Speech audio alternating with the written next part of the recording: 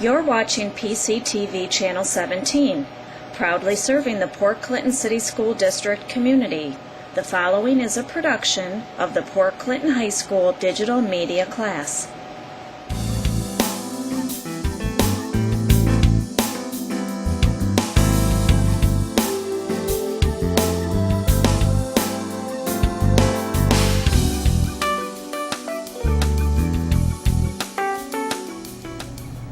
Welcome to Time for Health. I'm your host, Rachel Fall, and we're very glad you've joined us.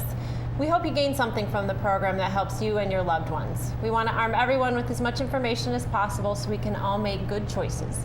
And this is not to take the place of regular medical care, so be sure to include your healthcare provider in on your plans and your conversations. And today, our guest is Kim Leneghan, registered dietitian. You're a veteran of the program. You've been here before. And our topic today sounded absurd to me when you first told me about it, but it's monthly resolutions. Yes. So we're in the new year, and people are, have already thought about, perhaps begun some New Year's resolutions, but you have a little bit of a twist, so that's what we're going to talk about today.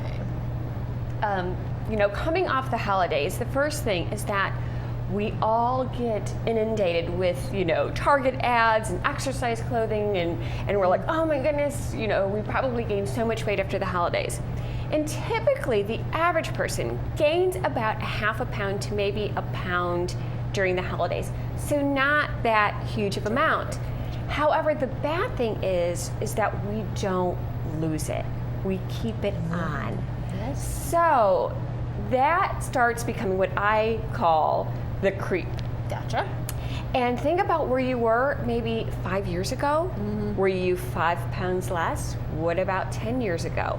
Were you 10 pounds less? So that really adds up. So we don't gain a whole bunch, but we don't tend to lose it either. We don't tend to lose it either. So that's the thing. And monthly or New Year's resolutions are great. It's great to have that motivation and that energy and say, let's go get some new workout clothes and we're going to hit the gym and get that expensive gym membership.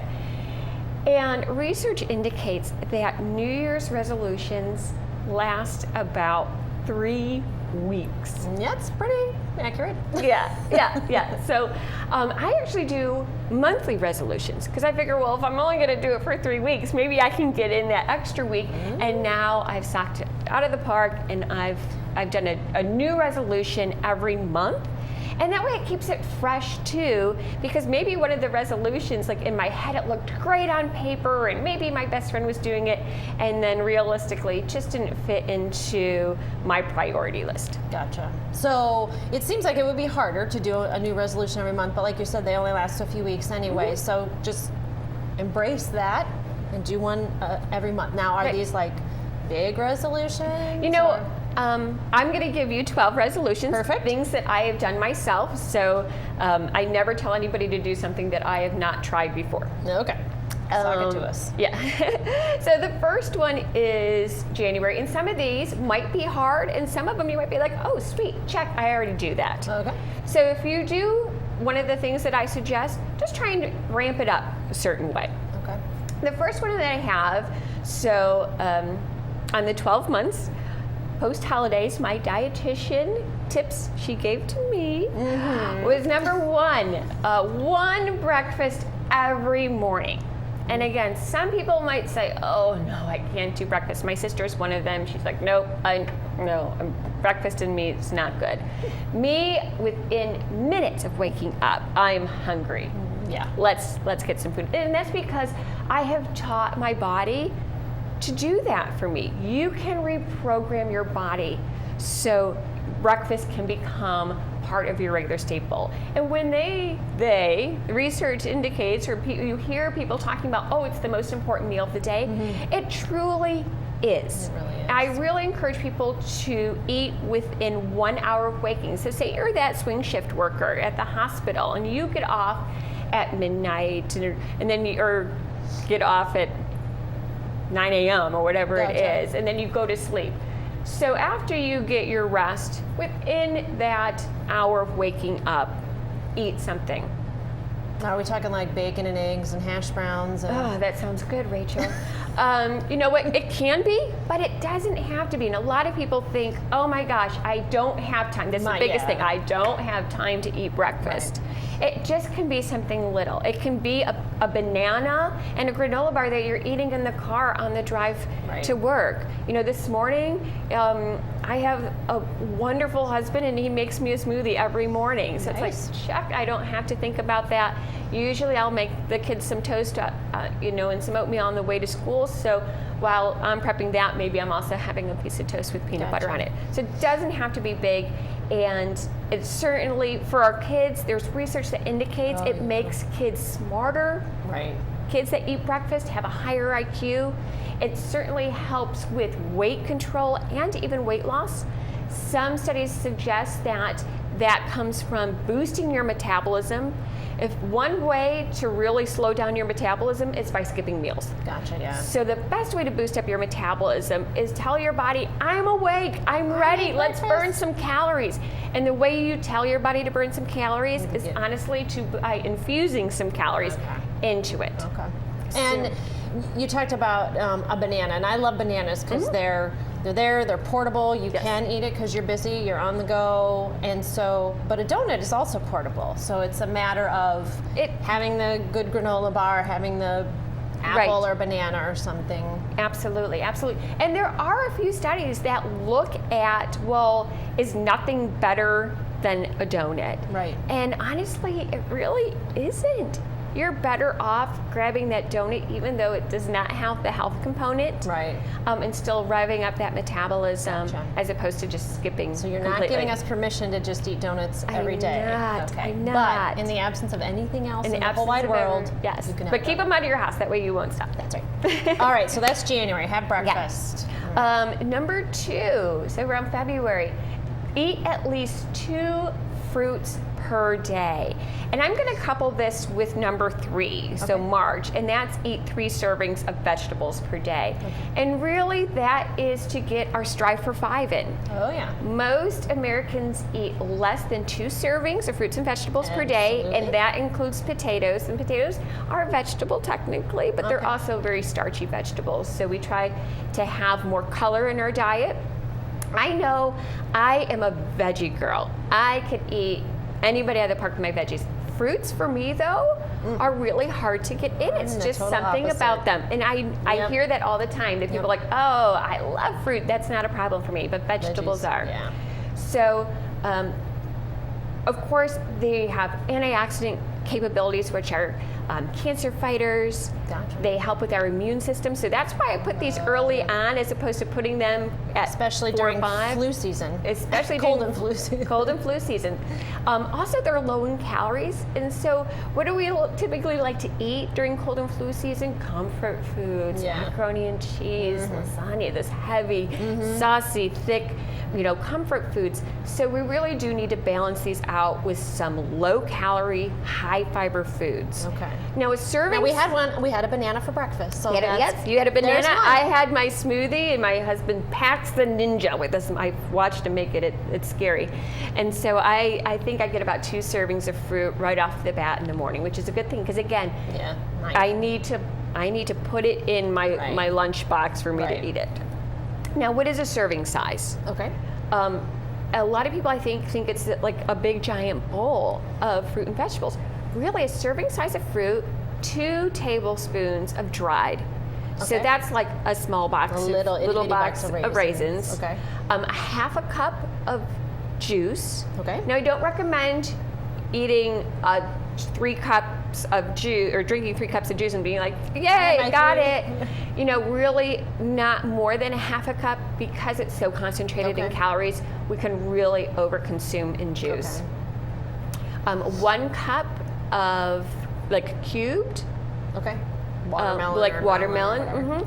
Or if it's like an apple and orange, it'd be the size of a woman's fist. Okay. So I know a lot of times my male patients were like, yeah, and I'm like, no, my fist. So that would be for fruit. Vegetables is very similar. Okay. So you want 1 cup of raw, half a cup cooked, half a cup juiced, like a V8 or something like that. So it really is quite easy and quite manageable to get in those 2 and 3 servings of fruit a day. Yeah. And having it around. And having, yes, absolutely have it around. And it's so funny, for as much as it really is a task and a job for me to get my fruit in, I notice if I go to a party and there's a fruit tray out, I pop myself in front of that fruit tree, and before you know it, I'm like, oh my gosh, I really like fruit. It's just the preparation. Yeah. Mm-hmm. Yep. So making sure that it's out there. You know, there's even been studies that show, like, don't just put it in like the metal bowl on your countertop. Put it in the most prettiest bowl that you have, and you will eat more of it out of the pretty bowl than versus just a plain old like metal or white bowl. So there's all these little tricks that you can do for yourself. And if you're already doing that, say you already are eating 3 vegetables a day, then ask yourself, like, have I had my red, orange, yellow vegetables or my green vegetables? Okay. You can never have enough deep leafy green vegetables. I'm so excited that kale is all in the rage right now because it is really one of those superfoods. So that's one way you can ramp it up if you're doing good. If you're maybe doing switch good, up the kinds of vegetables. Yep. Okay. Or go for 6 to 8 servings of fruits and vegetables. Crazy. Maybe. We'll start with 5. Let's start with 5. Okay. Yep. Manageable. Yes. Yes. Okay. What's next? All right, so we're moving on. Number 4 is 4 new recipes a month. So that would mean about 1 new recipe a week. And this is one of those resolutions that honestly, it just lasted the month for me. Okay. But I always try and include this into one of my monthly resolutions, because how many times do we tear a recipe out of a magazine? Now with Pinterest, I mean, I have a whole board called Yum-E, and it's pinned to the hill with tons of recipes. Yeah. And we look at these and we get inspired, and then we go home and we make the same spaghetti and meatballs. Yeah. So this is just a way to get you out of that rut, because I know at my house, when there is just some weeks that I'm like, I do not want to eat 1 more rotisserie chicken, 1 more spaghetti and meatballs. I've gone through my regular and I just so I just want that. Plus it keeps me in the kitchen. I usually try and get the kids to help, and when I don't do that, what do I tell my husband? We need to go out to eat. I don't know what to cook. And even though restaurants are getting much better with healthy options, our best attempts still fall short in a restaurant. It's still very hidden with a lot of sodium and a lot of fat. Okay. So, and that's manageable, because if you told me to do a new recipe every month for 12 months, I'd be like, oh, okay. But just for a month, let's just do 1 a week. Just for a month. Got them. I've got stacks of them. Right, so exactly. like we both do. And, you know, honestly, so I was already trying to work this in last month. And this morning before coming to the show, one of those Pinterest recipes is now my new go-to. So I added 1 more into the formula. And I've actually included it.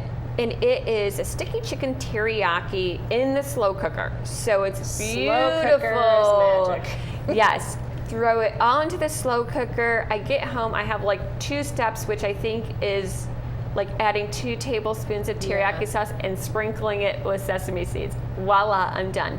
Of course, I'll make some nice broccoli, some other vegetables with it, serve it on some boil in a bag rice. I can't screw that one up. Right. And I have my new go-to recipe, and the whole family loves it. Awesome, very cool. All right, we are going to take a quick break, and we will be right back with some more ideas about monthly resolutions.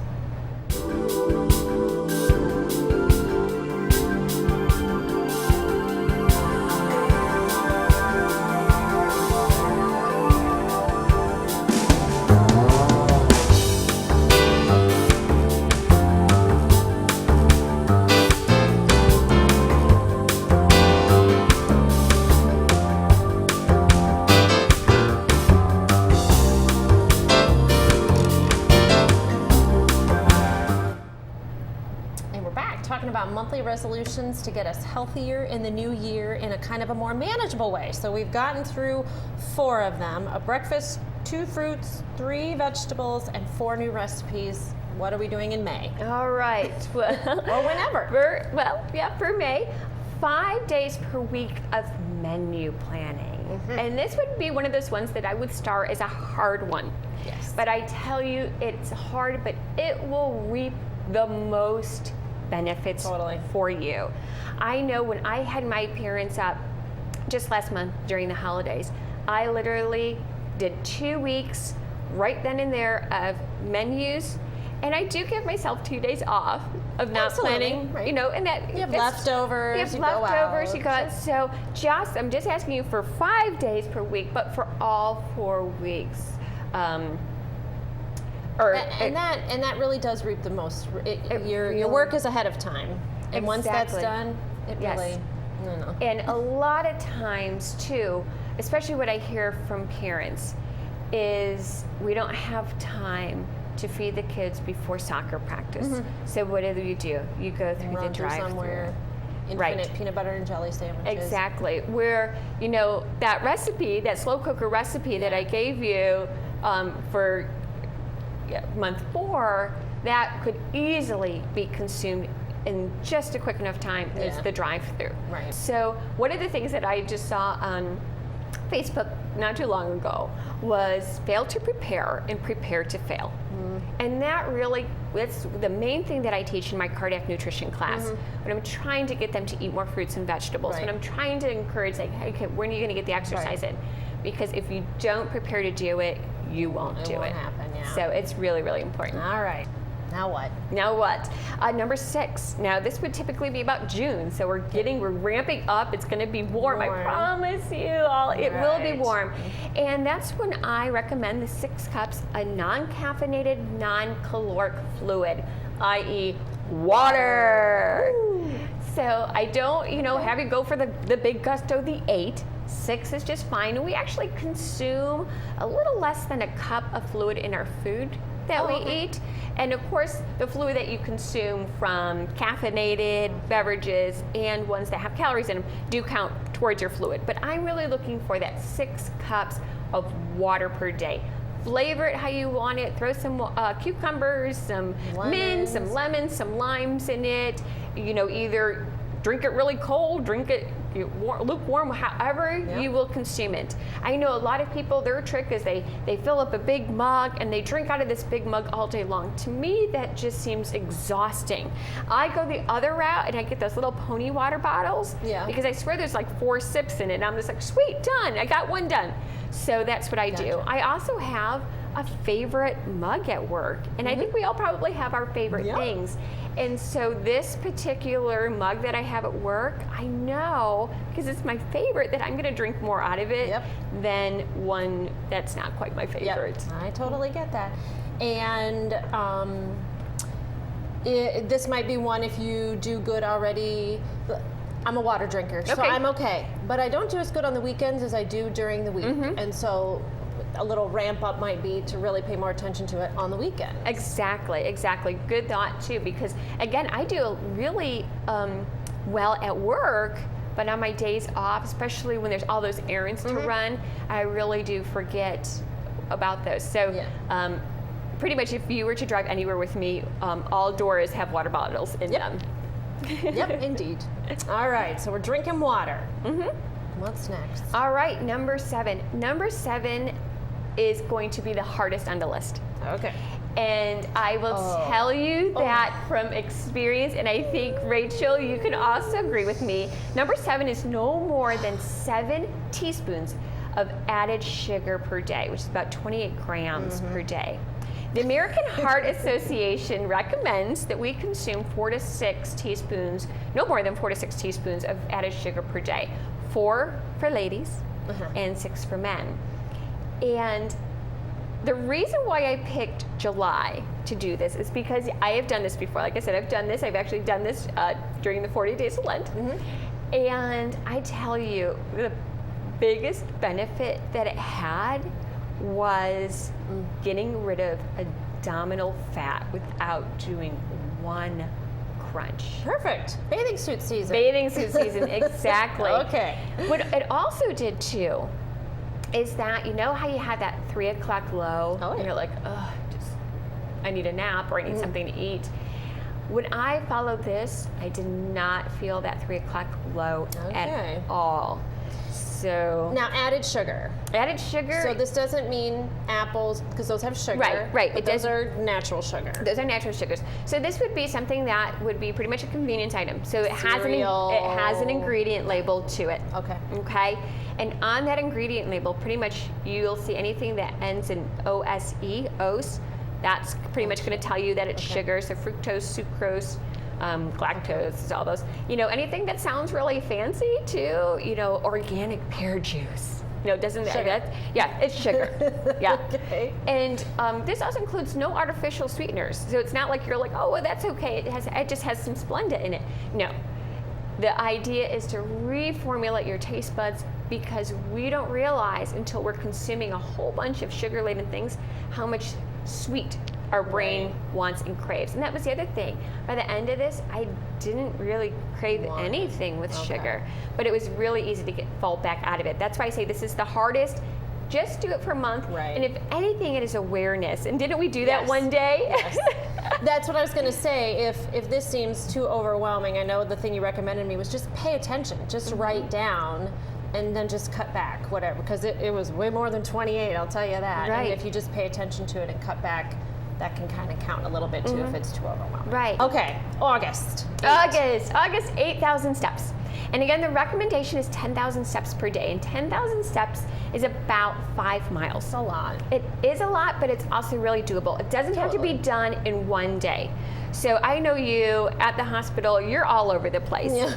So who knows? You could possibly be already up to about 5,000 steps just in the workday. Right. So really get out there and finish it off. Right. Do a little bit more. Make sure you get to those 10,000 steps. And I thought I was really busy too and running all over the place and playing with the kids. And it wasn't really until I wore a pedometer that I realized, you know what, We can ramp it up a little. I can ramp it up a little bit, because I'm certainly not doing as much as I thought, especially if I have a work project where I'm sitting at my desk all day. Then I'm maybe 2,000 steps. Yep. So I did include this. Also too, the National Weight Loss Registry keeps track of people that have lost weight successfully, 50 pounds, and kept it off for at least 5 years. And they've looked to see, well, what are these people doing correctly? And besides eating breakfast every day, one of the things that they do is they average 10,000 steps per day. They're moving. So they're moving. So, and I tell you, the patients that I see that have said, oh yeah, I've lost weight before. And I said, well, what happened? Why did you regain it? What was the event that happened during your life that you started seeing it back on? And I would tell you 80% of the time, they tell me, I stopped walking. Not even I stopped going to the gym or exercising, doing cardio. It was walking. I stopped walking. And it could have been a back injury. It could have been an illness. They went on vacation. They got out of their routine. And 2 years later, they still have not gotten back into their routine. And they've gained all that weight back. Yeah. What are we doing in September? Got a few minutes left. Yeah, September, we're doing 9 minutes of self-reflection. That sounds nice and quiet. Yes, it does. And, and coming off the holidays, and, a lot of the crazy schedules and everything's hectic and chaos, it's a nice time to actually sit down and do 9 minutes of journaling. That would be my recommendation. You can read the Bible, you can do whatever, but just find 9 minutes, and I know you can find 9 minutes, but I certainly recommend a gratitude journal. Oh, sure. And do 9 minutes of gratitude journaling. And I actually just was reading something a few days ago, and it said, don't just write down 5 things, oh, I'm happy, for each one of my children and my husband and my dad. But, maybe list your husband and then list 5 things of why you're thankful for him. Okay. It will mean more to you. Gotcha. And it will open up your heartstrings a little bit more towards him as well. So that was, that's what I recommend for September, especially because in September, chaos happens, new schedules. So just sit down, clear the head, and do 9 minutes of self-reflection. October? 10 minutes of cardio, because we're exhausted coming off of September and changes with school and different things. So definitely 10 minutes of cardio. I know I can do 10 minutes. We can all do 10 minutes. Do it in the morning, get it over with, because if you're like me, you will look for every every excuse and allow every excuse to fill up your time so that you don't do it, after the day has started. So do it in the morning. And cardio just means getting your heart rate up. And just means getting your heart rate up. It really is. Move fast. You can run in place for 10 minutes. You can jump rope for 10 minutes. But just getting your heart rate up. Again, I've put it out a workout, and these are just 45-second high-intensity workouts. And so it just really ramps it up. And exercise really is the panacea. It is the magic formula for a lot of things. It helps your body. Mood, body, everything. It really is the panacea. And don't be discouraged by just 10 minutes. 10 minutes makes a difference. 10 minutes does make a difference. There's been studies that show that 1 minute makes a difference with our cholesterol levels. So certainly 10 minutes is going to make a difference. And who knows, on those days that you're really frustrated, that 10 minutes might turn into 20 minutes. Right. So just do the 10 minutes. So it might be hard for some people, but October, 10 minutes. Okay. November 11. November 11. This is 11 grams of fiber before 11 a.m. Okay. Yes. So the recommendation for fiber intake is 25 to 35 grams of fiber per day. Americans average about 14. We're not quite there. Yeah. So taking the average of 11, I thought, well, if we do 3 meals a day, we want at least 11 grams of fiber before 11 a.m. So here I put down an example. So 1 slice of high fiber bread has about 3.5 grams. Put some 1.5 teaspoons of peanut butter on top of that. That's about half a gram. Doesn't have too much, but a half a gram, so it counts. It's a great source of protein too. Right. 3/4 cup of frosted mini wheats. Is about 6 grams of fiber. Oh, great. Yeah. Add in half a cup of blueberries, 2 grams of fiber. So not a lot, but certainly we're getting that fruit in. And bam, we're at 12 grams. So December. So now we're back to square one. So really, we want 12 deep breaths to prepare to do this all over again. And I recommend 12 minutes of meditation. This is actually something that I started several months ago. I saw a post that was offering an Oprah and a Deepak Chopra 21-day meditation challenge, and it was free, and I'm a sucker for anything free. And it's normally $40, so I thought, I'm signing up for this. And I got sucked in. And it has just been wonderful. It really helps. It doesn't help get away your stress. It teaches you how to deal with your stress. And I know a lot of people that said, I've tried that.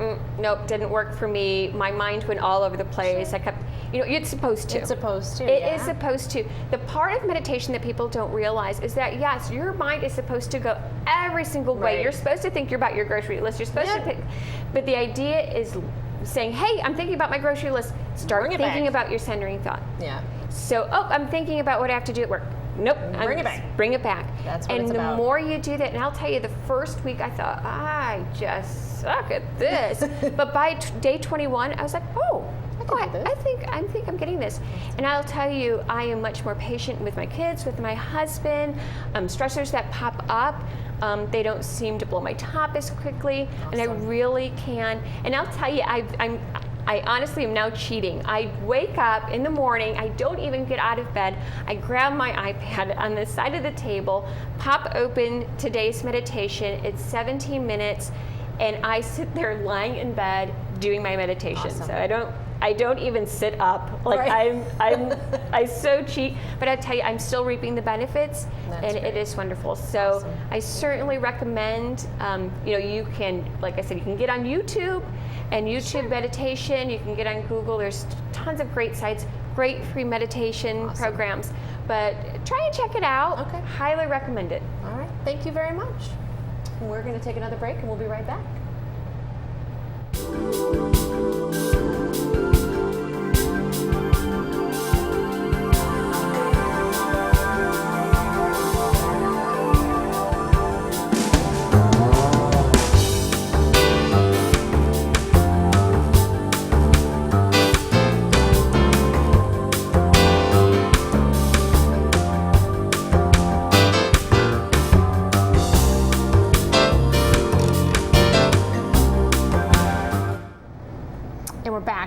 Kim for being our guest today, sharing so much information. It seems like a lot, but it's probably actually much more manageable than we think, so be sure to incorporate it for yourself, share it with loved ones. Some really, really important and great ideas there. And if you ever have feedback about a program or a suggestion for a future episode, please let us know by sending a note to Time for Health, 615 Fulton Street, Port Clinton, Ohio, 43452, or email Carla Pells at the high school. So again, think about all these different things. Even if you just implement one thing or a couple of things at a time, use it for yourself, share it with others, and until we meet again, I encourage you to make time for health.